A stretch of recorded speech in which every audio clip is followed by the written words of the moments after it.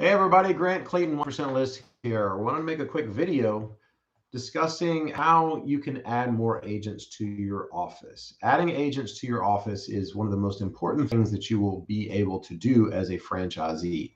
It's it's literally taking you from being the only person pushing the cart down the road to having help, having assistance, having more passive income coming in from agents that are producing in your office that allows you to spend more money on marketing. And not to mention every sign that they put in the ground, every client that they work with while they are under your banner with your office makes it easier to grow, makes you grow that much faster. It's basically you're no longer by yourself. So basically what I want to go over is the tips and tricks and how to's to start adding agents and to start really seeing some growth that you aren't the only one that's producing. So number one, this is step one, is always start to disrupt your market. What we do is radically different. The idea of charging less money in order to make more money doing a higher volume is very foreign to most agents. They do not get it. That's not going to resonate with them. But once you start really disrupting your market and really growing exponentially, it'll be a lot easier for them to hop on board with it because they'll see that it actually works. They'll see that what you're doing is truly going to disrupt the market, and they're going to want a piece of that. So that's step one, is to make sure your success is already taking place. Once you've seen that success, once you've grown to that level, it's important to figure out who the low hanging fruit agents are. These are agents that are buyers agents on teams. They are very low hanging fruit. When you think about it, they're not allowed to list properties. They're not allowed to, with buyers, they're giving up half their money. They're typically not allowed to list properties. And so if you take the average buyer's agent who's giving up half their income and they're not allowed to work with listings, if the reason that they join these teams is because they feel like they can't create business for themselves, they're just lost. They're afraid that they're going to fail effectively. And so if you show them an easier way, if you show them, hey, it's easy to lead gen with our system, it's easy to grow your business, it's easy to do these things, how about you stop being a buyer's agent and I turn you into just a listing machine where you can list more and more and more houses. That's an area of revenue that you currently don't get to have. And then once you are generating all these listings, now we can leverage those to generate buyers. And you're already great with buyers. But now instead of giving up 50% of your money to your team leader, now you keep almost all your money. And that's a real low hanging fruit. I mean, we've recruited those types of agents incredibly well in the past. The next option is going after your friends, your colleagues that you already have a great working relationship with. Once you open your own office for 1% List, they're going to look at you and say, why are you doing things this way? Why would you do this? Why would you devalue yourself? Why would you do any of those things? And just sitting down with them and just saying, look, let's get a coffee. Let me explain it to you. Once they understand we're not anti-realtor, this is an easier way for realtors to do business. It's a more profitable way for realtors to do business. Once they see those things and once they understand that, it's a lot easier to bring them on board because they understand, hey, you're not here to put me out of business. You're doing this because it's better, because it's easier, because your clients love it. That's why you're doing it. Once they warm up to that, that's a lot easier life. That's a lot easier to pitch. Um, who else? Anybody else you're doing a deal with, you'll see that curiosity and they'll wonder, why would you do it this way? Don't be afraid to just say, hey, if you want to understand why I'm choosing to do it this way, let's sit down and talk.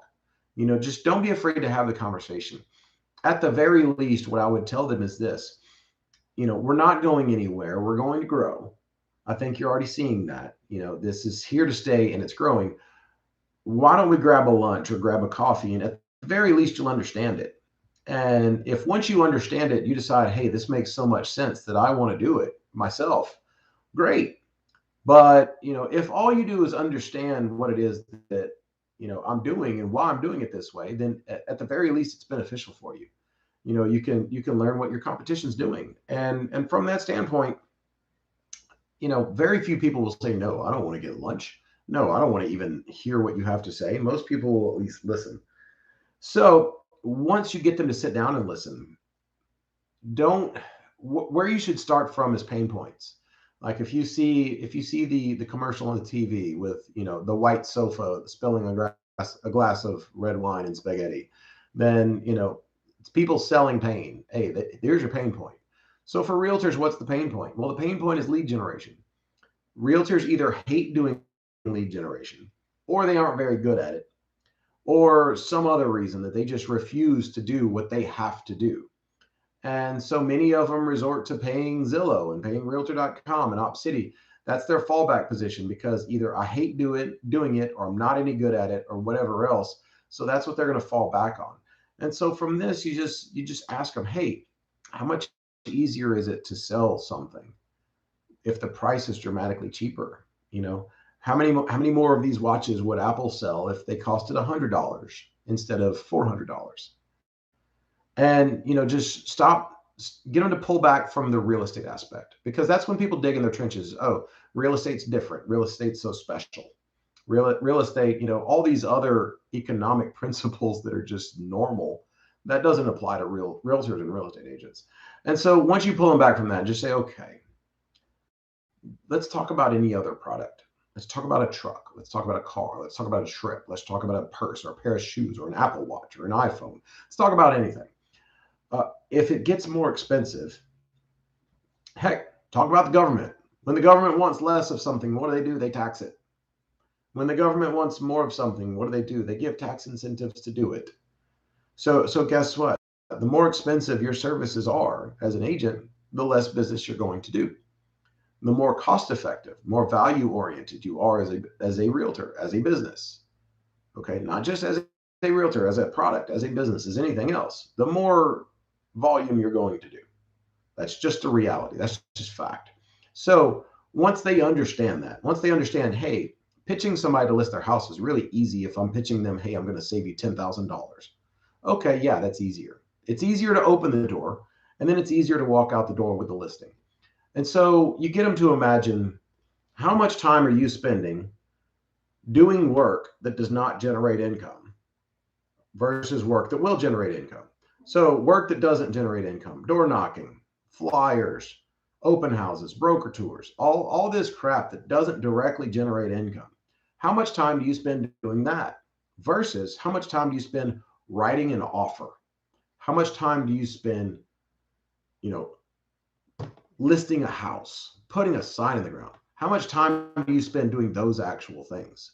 Most realtors don't spend much time doing those things. Most realtors spend 90% of their time doing things that they hope will lead them to doing that thing, that income producing thing. The point of what we do is you get to do more income producing work, and you get to stop doing so much non-income producing work. That's the goal. That's the reality. At that point, it's just math, and show them the math. Okay. Ask them simple questions. If you didn't have to work hard to get listings, would you rather list 3 houses at 1% or 1 house at 3%? Which one's going to make you more money? And every single person will say, oh, 3. Having 3 listings will always make me more money. Okay. So why don't we do that? How about instead of paying Zillow or somebody else to generate buyers for you, why don't we teach you how to generate listings? Even at a discount, it's still incredibly profitable. How about we teach you how to generate listings, and then we use those listings to generate buyers? And how about we get you from 1 or 2 or 3 listings a year to 10 to 15 active listings at any point in time? And that, holy cow, if you can do that, that's amazing. They just have to take the leap of faith, and they have to understand that that's possible. How they understand it's possible is for you to show them your numbers. Show them your numbers and show them what you've accomplished. And make it clear, hey, I'm just like you. I am no different than you. Put on my socks and shoes the same way. The only difference is I have a value proposition that works, that people love, and you don't. That's the difference. Okay? That is truly the difference. So, step 1, dominate your market. Step 2, find the low-hanging fruit agents and have a conversation with them. It's important to do something controversial. What we do is controversial. Okay? Do something controversial without being so controversial. Okay, you have to be approachable. These same agents that hate your guts will work for you one day if you give them the opportunity. Okay, just do something controversial without being mean about it, without being the mean girl or the mean guy. Okay, allow them to like you despite the fact that you're doing something that's disruptive to them. That's what's going to make it possible to add them later. So once you do those things, once you find that agent, okay, bring them on. Once you bring them on, make it a point to help them grow their business. And I mean, give them a listing. Charge them a referral if you want, but give them a listing, give them a buyer. Make sure they blow up, because all the people who are from their old office, they're going to be watching them, waiting for them to fail. They can't wait to see them fail. That's what they're hoping for. Oh, I want to see that person fail. Don't let them fail. Okay? Make them optically amazing. Make sure you throw gasoline on their fire that is their career. And when you do it, post it everywhere. Social media, everything. Go show it. Okay? Once you do those things, once you make it optically impossible to ignore, other agents will talk to you and say, okay, how are you doing this? And how much money are they making? Okay. Once you do those things, that'll be huge. That'll be groundbreaking for you. Truly groundbreaking. So, disrupt your market. Once you disrupt the market, find the low-hanging fruit. Add that low-hanging fruit. Make sure their business blows up. Once these agents join you and their business blows up and you start making a little bit of profit from those agents, do yourself a favor. Take that profit and reinvest that money. Invest that money in Google pay-per-click. Invest that money in postcards. Invest that money in something that's going to generate more and more and more and more business. That is the long-term success story for the franchises, for the agents, for the people that just kill it. I mean, that just dominate their market. That's what they're doing. Okay. These franchise owners, these agents, they figure out how much money they need to make, whether it's a goal of 150 or 200 grand a year, whatever it is. And then they take everything beyond that and they're investing it in lead generation for at least a couple of years. Okay. So when you bring on that new agent, tell that new agent, look, you come join me, I'm going to make your career blow up. And what's more, whatever you pay me in splits, I'm going to go ahead and I'm going to invest a massive chunk of that in lead generation so that you blow up even more. And that's when they will fall in love with what you're doing. Okay. Just, it's no different than being an employee and contributing money to your 401k. Okay. When you take your extra income, which that's what these agents should be for a while, it's extra income. When you take that extra income and invest it in future lead generation, building that snowball that's rolling down the hill, that's what's going to make you explode in year 3, 4, 5, and just get to the point where you finally get to the point where you say, I don't have to do deals anymore. I can stop. I can quit doing deals. I generate so much business now, and my agents do so much business, I can stop. And that is a beautiful feeling. So that's how you get there. Number 1, do the deals. Number 2, recruit the agent. Number 3, help that agent do more deals. Take their revenue, invest it in future lead generation pipelines. Okay. Go after the buyer's agents. Go after those people. Go after the people that are hungry. Don't just bring on an agent that's lazy. Okay. Get rid of the agents that are lazy. Bring on the ones that are hungry. Bring the ones that want to grow. Okay. This is Grant Clayton, 1% List. Feel free to comment below, reach out to me, ask me if you have any questions. Appreciate you watching the video.